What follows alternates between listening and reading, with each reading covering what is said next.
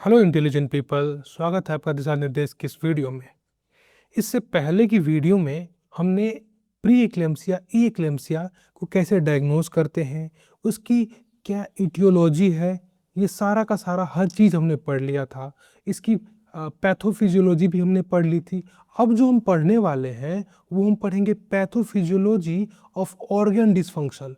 हमें पता है कि जो ई एक्लेम्सिया और प्री एक्लेम्सिया होती है ये मल्टी ऑर्गन डिसफंक्शन डिसऑर्डर है। इसमें मल्टी ऑर्गन जो हमारे बहुत सारे ऑर्गन हैं वो डिसफंक्शन हो जाते हैं, जिसकी वजह से जो प्रेग्नेंट लेडीज होती है उन पे बहुत ही बड़ा इफेक्ट पड़ता है। साथ साथ फीटस में भी हमें बहुत ज़्यादा इफेक्ट देखने के लिए मिलता है। तो सबसे पहले हम इसकी बेसिक को जान लेते हैं, आखिर ये होता क्या है, क्योंकि पहले भी हमने पढ़ लिया था। ठीक है, हमने सब कुछ पढ़ लिया है, फिर भी मैं इस वीडियो में दोबारा से एक बार बता देता हूँ। देखिए, नॉर्मली एंडोवैस्कुलर ट्रोफोब्लास्ट। अब आप बोलोगे what is this endovascular trophoblast, तो लेट मी क्लियर यू कि प्लेसेंटा होता है, उसमें सबसे आउटर लेयर जो होता है वो सिंसिशियो ट्रोफोब्लास्ट होता है and there nucleus is diluted and उसके बाद ट्रोफोब्लास्ट होता है। ट्रोफोब्लास्ट की जो न्यूक्लियस होती है वो सेपरेट होती है। और जैसे मैं आपको बताऊं, ये सेल है, ये सेल है, तो इसकी इसमें न्यूक्लियस न्यूक्लियस न्यूक्लियस सेपरेट होगी। फिर जो सिंसिशियो ट्रोफोब्लास्ट होती है उसकी न्यूक्लियस इस प्रकार से डाइल्यूटेड होती है। ठीक है, तो ट्रोफोब्लास्ट की बात करते हैं हम। जो ट्रोफोब्लास्ट होता है, ट्रोफोब्लास्टिक सेल जो होता है, यहाँ पर अगर आप देख पा रहे होंगे that then this is the intervillous space है। ये इंटरविलस स्पेस है, यहाँ पर मैटरनल ब्लड जा करके पोर होता है, यहाँ पे मैटरनल ब्लड गिरता है और इसमें भी मैटरनल ब्लड गिरता है। देखिए, तो अगर हम नॉर्मल ब्लड वेसल्स की बात करते हैं, ठीक है, यहाँ पर हम नॉर्मल ब्लड वेसल्स की बात करेंगे। लेट मी पुट, यहाँ पे देखिए, ये है नॉर्मल मैटरनल ब्लड वेसल्स। इसके इर्द गिर्द जो होती है वो स्मूथ मसल्स होती है। इफ यू नो कि स्मूथ मसल्स होती है, and these smooth muscles help in the contraction of the arteries. ये आर्टरी के कॉन्ट्रैक्शन में हेल्प करता है। एंड जो कोई भी सर्कुलेशन है, ब्लड सर्कुलेशन में कुछ भी अगर आड़ा टेढ़ा हो रहा है, कोई भी अगर वैसोकंस्ट्रिक्टर एजेंट है, then it can also affect on this. अगर ब्लड वेसल्स में, मैटरनल ब्लड वेसल्स में कोई भी चीज अगर हो रही है तो it will affect on the blood vessels which are going towards the foetus. Foetus के तरफ जो मैटरनल ब्लड वेसल्स जा रही है उसमें भी इफेक्ट पड़ेगा। तो इसी को दूर करने के लिए, जो ट्रोफोब्लास्टिक सेल होती है प्लेसेंटा की, वो क्या करती है, जो मैटरनल ब्लड वेसल्स है, suppose this is maternal blood vessels and these are the endothelial cells. And endothelial cells क्या होती है, जो ब्लड वेसल्स होती है उसमें एंडोथेलियल सेल्स होती है। ठीक है, तो उसको रिप्लेस कर देता है। कैसे रिप्लेस करता है, तो जो ये अगर मान के चलिए ट्रोफोब्लास्टिक सेल है, तो ये इस प्रकार से इसको पूरा का पूरा रिप्लेस कर देगी। और रिप्लेस, ये देखिए रिप्लेस नहीं हुआ है यहाँ पर प्री एक्लेम्सिया, और यहाँ पर इस प्रकार से रिप्लेस कर जाएगा। कहाँ तक करता है, अप टू द मायोमेट्रियम तक, अप टू द मायोमेट्रियम तक उसको रिप्लेस करता है। ठीक है, और क्यों रिप्लेस करता है, to make this blood vessels in funnel shape पे बनाने के लिए, फनल शेप में बनाने के लिए कि माइग्रेट करता है, ट्रोफोब्लास्टिक सेल माइग्रेट करता है एंड टुवार्ड्स द मायोमेट्रियम ये माइग्रेट करता है and to make this blood vessels funnel in funnel shape. And why to make this blood vessels funnel shape, because ये जो ब्लड वेसल्स है ये हाई रेसिस्टेंस है। अब बहुत ही ज़्यादा मात्रा में ब्लड अगर आएगी तो टर्बुलेंस पैदा होगा, और टर्बुलेंस पैदा होगा तो ये जो एंडोथेलियल सेल्स है इसके ये भी डैमेज हो सकती है। एंड इफ़ यू नो कि एंडोथेलियल सेल अगर डैमेज हो जाती है तो यहाँ पर जो कोगुलेशन कैस्केड चालू हो जाता है। कोगुलेशन कैस्केड मतलब प्लेटलेट एग्रीगेशन हो जाता है, फिर फिब्रिन्स आती हैं। ठीक है, तो कोगुलेशन पूरा का पूरा कैस्केड चालू हो जाता है।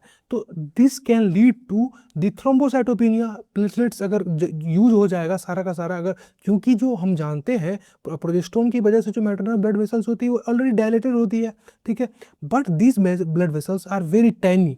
ठीक है, तो इसको फनल शेप में बनाने के लिए ट्रोफोब्लास्टिक इन्वेजन होता है, और इससे क्या हो जाता है, रेसिस्टेंस कम हो जाता है, इंक्रीज ब्लड फ्लो हो जाता है, ब्लड की मात्रा बहुत ज़्यादा मात्रा बढ़ जाती है, रेसिस्टेंस जो होती है वो डिक्रीज हो जाती है। अब रेसिस्टेंस डिक्रीज हो गया और ब्लड फ्लो बढ़ गया तो जो फीटस है उसको इनफ अमाउंट में ब्लड मिलेगी, और इनफ अमाउंट में ब्लड मिलेगी तो फीटस का जो ग्रोथ होगा वो बहुत ही अच्छे से होगा।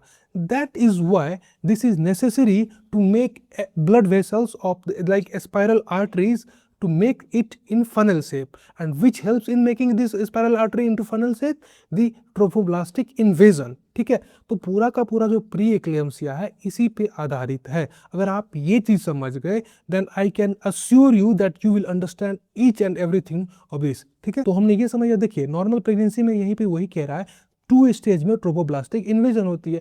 एक तो पहला पूरा का पूरा एंडोमेट्रियम कर लेगा और फिर मायोमेट्रियम करेगा। तो पहला यहाँ पे गया फिर यहाँ पे, तो 2 स्टेज में इन्वेजन होता है।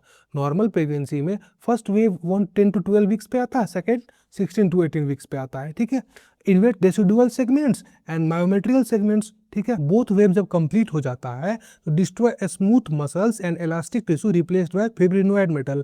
जो स्मूथ मसल्स होती है ब्लड वेसल्स के अराउंड उसको एंड एंडोथेलियल सेल्स को ये फिब्रिनोइड मटेरियल में कन्वर्ट करता है। अब रिजिड हो जाएगा, ये इस प्रकार से रिजिड हो जाएगा। अब इस पे कोई भी वैसोकॉन्स्ट्रिक्टर अगर एजेंट आ रहा है ना तो इस पे इफेक्ट नहीं पड़ेगा, इसको कॉन्स्ट्रिक्ट नहीं कर पाएगा। ठीक है, that is why it is necessary. ठीक है, normal intervillous blood flow, adequate fetal oxygen and nutrition. तो नॉर्मल ब्लड फ्लो रहेगा और फीटस को एडिक्वेट ऑक्सीजनेशन जाता है और न्यूट्रिशन जाता है, which leads to good foetal growth. ठीक है, कोई भी फीटल में कोई एनोमली नहीं होती, अच्छा से ग्रोथ होता था। ठीक है, whereas in pre eclampsia क्या होता है, फेल्ड ट्रोफोब्लास्टिक इन्वेजन। जो ट्रोफोब्लास्टिक इन्वेजन होता है वो फेल्ड हो जाता है, विच लीड्स टू अगर अब देखिए which leads to the musculo elastic media present in myometrial segment. अब जो स्मूथ मसल्स है वो तो प्रेजेंट ही रह जाएगा यहाँ पे। Vessels remain narrow plus reactive. Vessels जो है वो बहुत जो जैसा है वैसा ही रह जाएगा। और रिएक्टिव का मतलब है कि अगर ब्लड में कुछ भी है तो उसके प्रति ये रिएक्टिव हो जाएगा, जैसे कि angiotensin 2, thromboxane 8-2, these are vasoconstrictor. ठीक है, अब देखिए इसकी वजह से परसिस्टेंट वैसोस्पाज्म रहेगा, परसिस्टेंट वैसोस्पाज्म होगा। और परसिस्टेंट अगर वैसोस्पाज्म रहेगा तो decrease blood to the intervillous space, यानी कि इंटरविलस स्पेस अगर आप मैं आपको दिखाऊं intervillous, this is the intervillous space and ये ब्लड वेसल्स से ब्लड आती है, इस इंटरविलस स्पेस में आती है। फिर ये ब्लड जो है यहाँ से फीटस को आती है। ठीक है, if you know the fetal circulation you will not have any difficulty understanding this concept। ठीक है, तो ये हो गया हमारा। ठीक है, तो persistent vasospasm और ब्लड 30 to 40% रिडक्शन हो जाता है ब्लड में, और जिसके वजह से एक्यूट एथेरोसिस द वेसल। अब देखिए ये जो मैंने बताया आपको नैरो रहेगी तो ब्लड का टर्बुलेंट इसको डैमेज करेगा तो एथेरोसिस होने के चांसेस, वेसल्स लीजन हो जाते हैं। Because vessels are narrow and reactive, high pressure flow mechanically injured the endothelial. अब जो हाई फ्लो है तो ये एंडोथेलियल सेल इसको डैमेज करेगी। अब एंडोथेलियल जब डैमेज होता है तो fibrinoid necrosis, plasma protein leak, wall tissue death, wall thickness. अब देखिए ये हम बाद में पढ़ेंगे। ठीक है, ये बाद में पढ़ेंगे हम, अभी हम ये पढ़ लेते हैं। ठीक है, डीसी दत्ताओ बीसी, अब ये हमने पूरा का पूरा पढ़ लिया। पैथोफिजियोलॉजी ऑफ ऑर्गन डिस्फंक्शन हम पढ़ते हैं। ठीक है, इसमें कह रहे हैं कि while the question as to why the syndrome occur still unsolved, अगर आखिरकार ये सिंड्रोम क्यों होता है अभी तक इसका जो है जो काउज है वो अननोन रह गया है। ठीक है, बेसिकली अननोन रह गया है। The pathological changes are well documented specially in severe preeclampsia और इन इक्लेम्सिया। जो पैथोलॉजिकल चेंजेस है विद इन मदर और फीटस वो सीवियर प्रीक्लेम्सिया या ई एक्लेम्सिया में ही जो विजुलाइज होते हैं, ज़्यादा अच्छे से दिखते हैं। ठीक है, अब इसके पैथोफिजियोलॉजी पढ़ते हैं। ठीक है, यूट्रोप्लेसेंटल ब्लड, जो हमने पैथोलॉजिकल चेंजेस है वो प्लेसेंटा में क्या चेंजेस होती है वो हम पढ़ रहे हैं। There is increase evidence of premature ageing of the placenta. जो प्लेसेंटा है, अब ये साफ सीधी सी बात मैं आपको बता रहा हूँ, ये कोई भी टिश्यू है, यहाँ पर ब्लड चाहिए 1 लीटर, वो जा रही है 300 ml, तो इसके जो टिश्यू है वो तो स्टार्व करेंगे, इसको तो इनफ ऑक्सीजन नहीं मिल पा रही है, तो एजिंग तो जल्दी होगा ही ना, यहाँ पे तो डैमेज तो होगा ही। इसके बाद area of occasional acute red infarct and white infarcts are visible on the maternal surface of the placenta। we know placenta जो होता है उसकी जो एक साइड में हमें लोब्स दिखाई देती है, वो जो साइड होता है वो होता है मैटरनल साइड, और दूसरा साइड जो होता है जो कि साइनी होता है, जिसमें अम्बिलिकल कॉर्ड जुटा रहता है, वो फीटल साइड होती है। तो फीटल साइड में नहीं, मैटरनल साइड में कह रहे हैं कि इन्फाक्ट दिखाई देगी। इन्फाक्ट क्यों दिखाई देगी? बिकॉज मैंने आपको बताया ब्लड सप्लाई इनफ नहीं पहुंच पा रही है। अब इनफ ब्लड सप्लाई नहीं पहुंच पा रही है तो भैया टिश्यू डैमेज तो होगा ही और इन्फेक्शन तो देखने के लिए मिलेगा ही। अब हम बात करते हैं विलाय की। विलाय में क्या क्या चेंजेस आती है? विलाय में, यहाँ पर विलाय में जो विलाय है उसमें क्या चेंजेस आती है, ठीक है। सिंसिशियल डिजेनरेशन, अगर आपको पता है तो सिंसिशियो ट्रोफोब्लास्ट, मैंने आपको बताया सिंसिशियो ट्रोफोब्लास्ट क्या होता है। उसके बाद सिंसिशियल डिजेनरेशन, उसका जो सिंसिशियो ट्रोफोब्लास्ट है उसका डिजेनरेशन होता है। बिकॉज सबसे पहले तो इसी को ब्लड नहीं पहुंच पा रही है, तो सबसे पहले डिजेनरेशन इसी का होगा।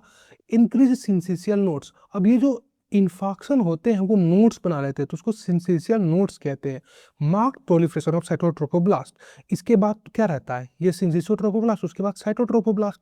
साइटोट्रोफोब्लास्ट, ये जो डिजेनरेशन हुआ इसको पूरा करने के लिए ये क्या करता है? प्रोलिफरेट करता है। एंड ये जो प्रोलिफरेट करता है तो इसी को प्रोलिफरेशन ऑफ साइट, मार्क मतलब ज़्यादा करता है तो वो विजुअलाइज हो जाता है। Thickening of the basement layer, we know कि बेसमेंट लेयर भी होता है, बेसमेंट लेयर भी होता है प्लेसेंटा की। अगर हम बात करें प्लेसेंटा बैरियर की तो मैटरनल ब्लड के बाद सिंसिशियो ट्रोफोब्लास्ट, फिर cytotrophoblast. Let me erase this first, मैं आपको अगर इरेज करके बताता हूँ, ठीक है। ओके, देखिए सबसे पहले सिंसिशियो ट्रोफोब्लास्ट, सबसे पहले सिंसिशियो ट्रोफोब्लास्ट, फिर साइटोट्रोफोब्लास्ट, फिर विलस बेसमेंट मेम्ब्रेन।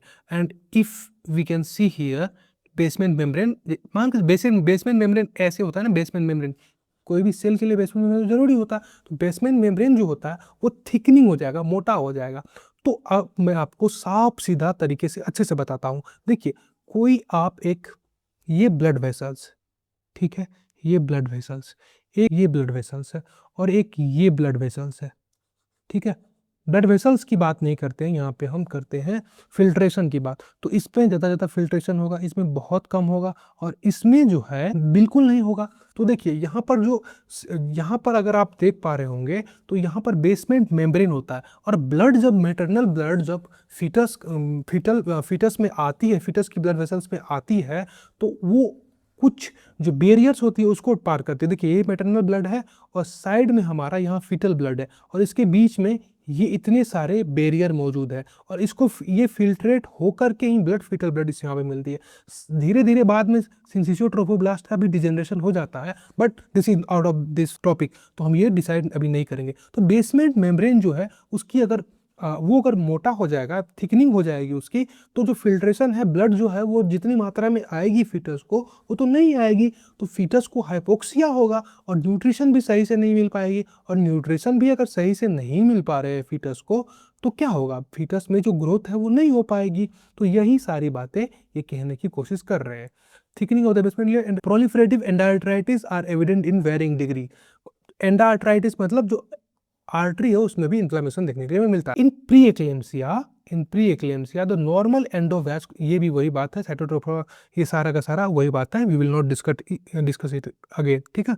एज यही है intervillous circulation, the blood flow in the impair to the extent of about 1/3 second, ये भी वही बात। अब किडनी के बारे में हम पढ़ते हैं जो इंपॉर्टेंट है हमारा। देखिए किडनी को जानने से पहले आप इसकी थोड़ी सी डायग्राम को पढ़ लीजिए, ठीक है, आपके लिए बहुत ही अच्छा रहेगा। ये हमारा उल्टा ही होगा, एफरेंट आर्टरी से ब्लड आती है और एफरेंट आर्टरी उसमें ब्लड जाती है, ठीक है, ठीक है, इसमें आती है जाती है।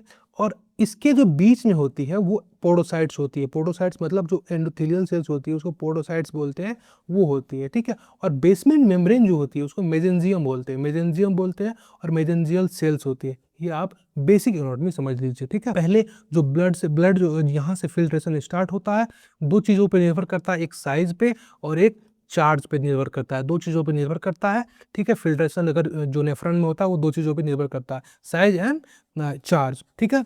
तो जो ऐसा सिस्टम बनाया गया है कि जो जिस साइज के लिए बनाया गया वही सिर्फ होगा, और चार्ज अगर थोड़ा सा भी अगर इधर उधर हो गया तो प्रोटीनूरिया हो जाता है, ठीक है।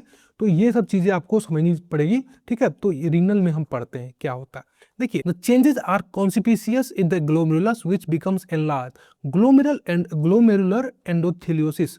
अब ये क्या बोला है ग्लोमेरुलर एंडोथेलियोसिस? देखिए जो एंडोथेलियल सेल होती है जिसको मैंने बताया पोडोसाइट्स, उसमें इन्फ्लामेशन हो जाता है। उसमें इन्फ्लामेशन क्यों होता है? जो टैनी ब्लड वेसल्स होती है, जो टैनी ब्लड वेसल्स होती है, जो इसके पास आती है, वैसा वेसोरम उसको बोलते हैं। And there are many other reasons, जिसकी वजह से जो हमारा एंडोथेलियल सेल होती है उसमें क्या होता है, इन्फ्लामेशन हो जाता है और ये स्वेलअप हो जाता है, स्वेलअप हो जाता है। और स्वेलअप होने के बाद ये मान के चलिए ये जो है इस प्रकार से फिल्ट्रेशन होता है, ठीक है, गैप है इसमें, फेनेस्ट्रेशन होता है ना, फेनेस्ट्रेशन देखिए गैप होता है, तो इजीली जो है ब्लड यहाँ से निकल करके फिल्ट्रेट हो जाती है। बट इसके बीच में मान के चलिए अगर गैप कम हो जाए या गैप बहुत ज़्यादा हो जाए तो क्या होगा? या तो फिल्ट्रेशन प्रोटीन हो सकती है, या इसमें फिल्ट्रेशन बिल्कुल जीएफआर घट जाएगा, जीएफआर घट जाएगा, ठीक है। तो ये सारी चीजें हमें देखने के लिए मिलेगी। तो एंडोथेलियोसिस क्या होता है आप समझ गए होंगे। एंडोथेलियल सेल स्वेल अप, जैसा कि मैंने बताया, and fibrin like deposit occur in the basement membrane. Basement membrane की क्या मैंने बताया? बेसमेंट में मेसेंजियम, मेसेंजियम जो है इसमें फिब्रिन, फिब्रिन कहाँ से आया तो मैं आगे बताऊंगा फिब्रिन कहाँ से आया, फिब्रिन डिपॉजिट हो जाता है, ठीक है। द ल्यूमेन में ऑक्लूडेड, ल्यूमेन जो है ऑक्लूडेड हो जाता है। अब मैंने बताया आपको कि जो ल्यूमेन है वो इस प्रकार से हो जाएगा, तो इसमें फिल्ट्रेशन कहाँ से होगा? तो ऑब्वियस सी बात है जीएफआर घट जाएगा, ठीक है। Interstitial cell in between the capillaries proliferate.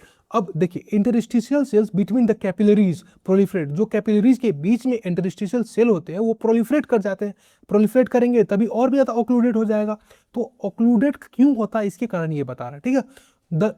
उसके बाद patchy area of damage tubular endo epithelium due to anoxia are evident. जो एनोक्सिया होगा, ऑक्सीजन नहीं मिल पाएगी, तो एफरेंट आर्टरियोल्स, जो एफरेंट आर्टरियोल्स आप समझ रहे हैं, उसमें जो एंडोथेलियम सेल्स होती है, एपिथेलियम सेल्स होती है, उसमें डैमेज देखने के लिए मिलेगा।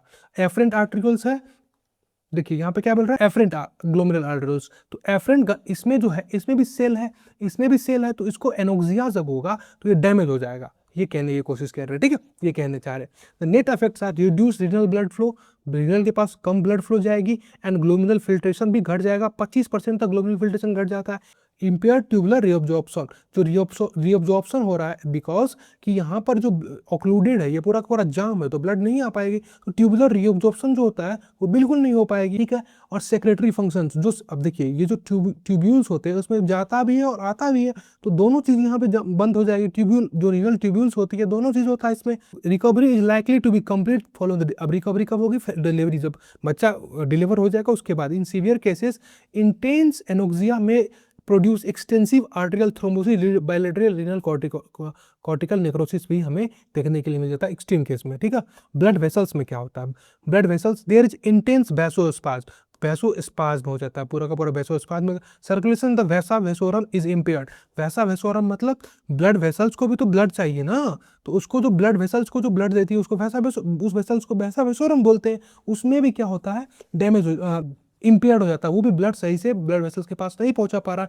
तो यहाँ जो सेल है, एंडोथेलियल सेल्स है ब्लड वेसल्स के पास, वो क्या हो जाता है? स्टार्व हो जाता है, तो उसमें डैमेज होना स्टार्ट हो जाता है, ठीक है, यही कहना चाह रहे हैं। लीवर में क्या होता है? Peri orbital haemorrhagic necrosis of the liver occurs due to thrombosis of the arterioles. जो लीवर होता है उसमें नेक्रोसिस देखने के लिए मिलता है, बिकॉज लीवर के पास भी तो ब्लड वेसल्स जा रही है ना, तो उसमें भी क्या होता है? हेमरोजिक नेक्रोसिस देखने के लिए मिलता है because of the thrombosis of arterioles. जो ब्लड वेसल्स जाती है उसमें थ्रोम्बोसिस हो जाता है। थ्रोम्बोसिस क्यों होता है ये हम आगे पढ़ेंगे, ठीक है। The necrosis starts at periphery of the lobule, lobule periphery से स्टार्ट होगा, धीरे धीरे सेंटर की तरफ आएगा, ठीक है। देयर में भी सब कैप्सुलर हेमेटोमा भी हो सकता है। इन सीवियर केसेस में प्रयोग लिवर रप्चर भी हो सकता है। Right upper quadrant pain is due to stretching of Glisson capsule.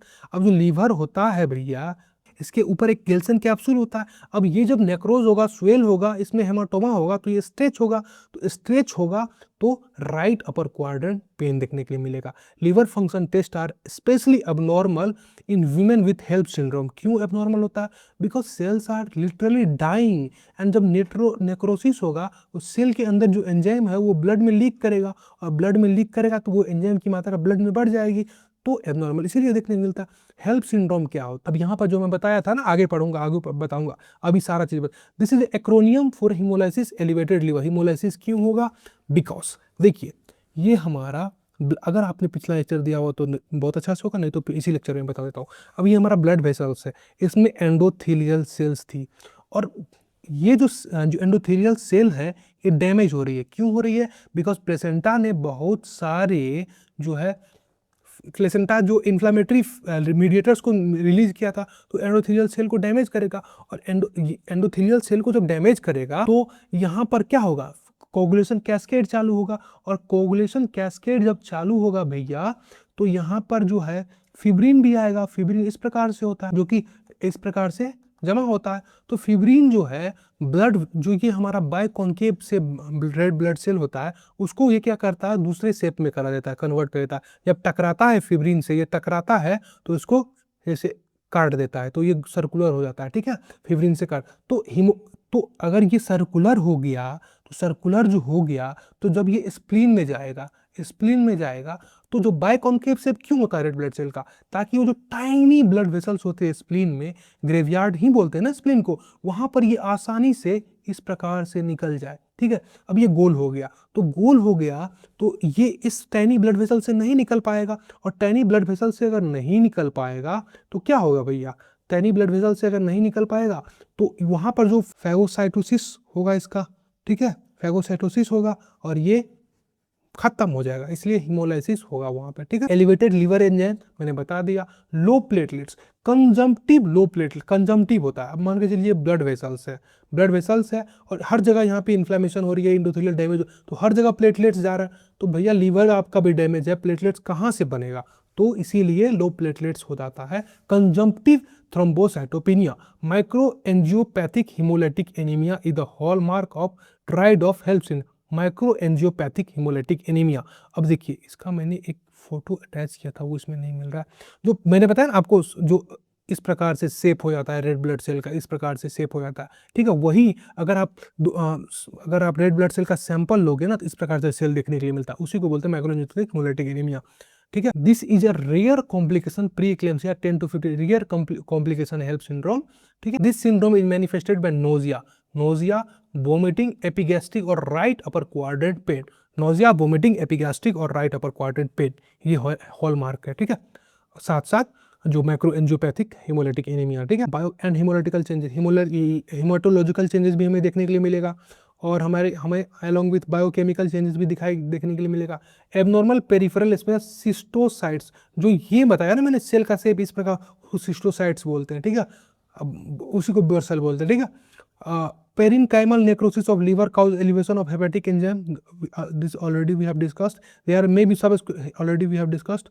ठीक है, मैनेजमेंट हम बाद में पढ़ेंगे इसका, सबसे पहले हम पढ़ते हैं ब्रेन में क्या चेंजेस आता है। ब्रेन में चेंज पढ़ने से पहले हम इसको इरेज कर लेते हैं। ठीक है, ब्रेन, वी नो कि ब्लड वेसल्स जो होती है वो तो ब्रेन में जाती है ना, और ब्रेन में तो कितने टाइनी टाइनी ब्लड वेसल्स होते हैं, और इधर उधर उसमें हुआ तो भैया सीजर तो आना ही है। ठीक है, न्यूरोलॉजिकल सिटी हमारे reveals hypodense area in the cortex, cerebral oedema. क्यों? क्योंकि जो कैपिलरीज है वो लीक कर रही है, तो सेरेब्रल एडिमा होना ही है। कैपिलरी थ्रोम्बोसिस, इन्फाक्शन, ये सारा का कैपिलरी थ्रोम्बोसिस इन्फाक्शन, ये भी उस जैसे अन्य ब्लड वेसल्स में हो रही है वैसे यहाँ भी हो रहा है। Intraventricular and parenchymal haemorrhages because of blood leaking blood. ठीक है, and fibrinoid necrosis, clinical manifestation of headache, scotomata, blindness, convulsions are due to press. ठीक है, characteristic of the cerebral circulation, the cerebral blood flow is directly proportional to arterial PCO2। मतलब हमारा जो artery में PCO2 जितना होगा उतना ही मात्रा में जो है ब्लड फ्लो हमारा सेरिब्रल को जाएगा। During hyperventilation arterial PCO2 falls resulting in fall. अब हाइपरवेंटिलेशन हो रहा है, PCO2 फॉल करेगा, PCO2 फॉल करेगा तो जो ब्लड सप्लाई ब्रेन की तरफ जा रहा है वो भी कम हो जाएगा, बिकॉज डायरेक्टली प्रोपोर्शनल है। Resulting in fall of cerebral blood flow, normal high PO2 do not affect cerebral blood flow, baroreceptor do not affect cerebral blood flow. Baroreceptor जो होती है वो डू नॉट अफेक्ट सेरेब्रल, इसके कोई affect नहीं पड़ता है। ठीक है, अब देखिए यहाँ जो प्रेस की बात कर रहे थे, convulsions are due to PRES, वो प्रेस क्या होता है? Posterior reversible encephalopathy syndrome. ठीक है, वहां मैंने नहीं बताया था इसका क्या मतलब होता है। देखिए इसमें transient neuro radiological characterised by the feature of hypertension, generalised seizure, hypertension, generalised seizure, altered mental status, headache and vision changes जब होगा तो उसको प्रेस बोलेंगे। The hallmark of diagnosis is bilateral symmetrical vasogenic oedema in the ओसिप। ये MRI के through दिखाई देगा। इट इज लिखा है ना, underlying pathology is through the two the cellular oedema and vasospasm. क्यों होता है? Because of the cellular oedema and vasospasm of cerebral and retinal vessels. अरे भैया, वैसोस्पाज्म कहाँ पे होगा? रेटिना के पास भी तो ब्लड वेसल्स जा रहे हैं, उसमें वैसोस्पाज्म होगा। ब्रेन के पास जा रहा है, उसमें वैसोस्पाज्म होगा। ठीक है, it may lead to cortical infarction and irreversible ischaemic damage and even death. ठीक है, these are not very important. ठीक है, हार्ट में क्या चीज होगा, these are like easy to read. अगर आप खुद से पढ़ना चाहो तो पढ़ सकते हो। मैंने जो इम्पोर्टेंट था वो मैंने आपको बता दिया। अब हम क्लिनिकल टाइप्स ऑफ पी और जीएच हम पढ़ेंगे।